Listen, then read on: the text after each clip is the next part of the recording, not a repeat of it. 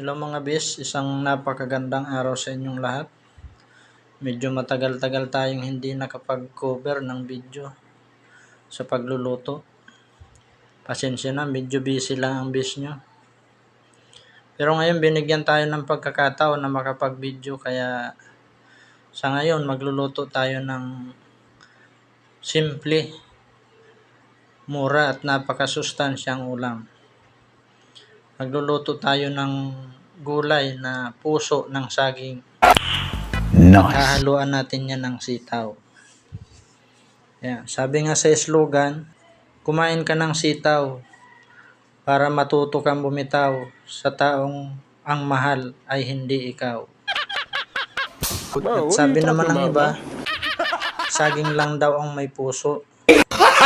Mali ka dyan. Lahat may puso. Sana all. Katunayan nga, maraming klase ng puso. May pusong salawahan. May pusong manhid. May pusong wala lang. Bahala ka sa buhay mo.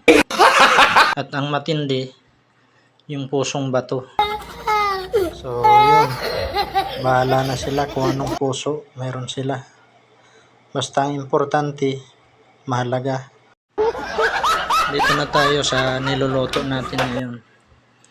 Minikos-mikos ko na nga ng gusto dyan yung puso ng saging pagkatapos kong ibabad sa asin. May dagta kasi yun mga bis. Kita nyo naman yung kulay itim. Mapakla yun. Kaya nilalamas sa tubig na may asin. Sasawagan natin yan ng kaunting karne ng baboy. Yung iba kasing kasama namin dito mga bis, hindi sila kumakain ng gulay. Parang naduduwal sila pag walang halong karne. Hindi nila malunok. Sa puntong niya mga bis, isasalang natin yung karne ng baboy hanggang sa matusta. At habang hinihintay natin matusta, magagata na tayo ng nyug. Bali gagatain natin yan ng 2 beses. Pag bibili nga pala kayo ng nyug mga bis, mas maganda kung kayo mismo ang magagata para siguradong pigang-piga. Pagkatapos ko ang magata mga bis ay binilikan ko na yung tinustang karne.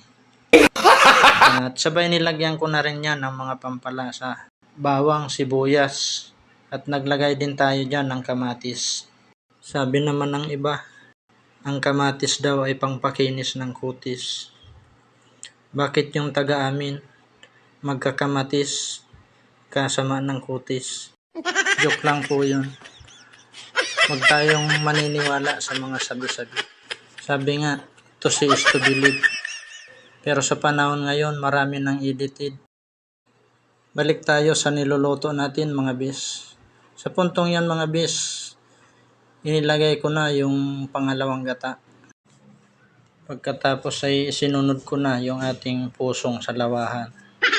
Naghintay lang ako ng ilang minuto dyan mga bis hanggang sa maiga. Okay lang naman yun kasi sanay naman akong maghintay. Pagkatapos nga inilagay ko na yung unang gata. Sabay inilagay ko na rin yung ating sitaw.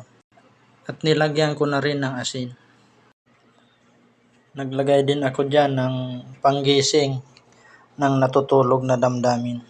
Pagkatapos nga ng 2 linggo ay sa wakas mapapakinabahan ko na rin yung bigay ni Kagawad. Kaya lang nung tiningnan ko yung ilalim, walang nakatip na 500. Kaya pala natalo si Wad. Pero huwag kang mag-alala Wad. Marami pang darating na eleksyon. Hanggang dito na lang ang video natin mga bis. Maraming salamat.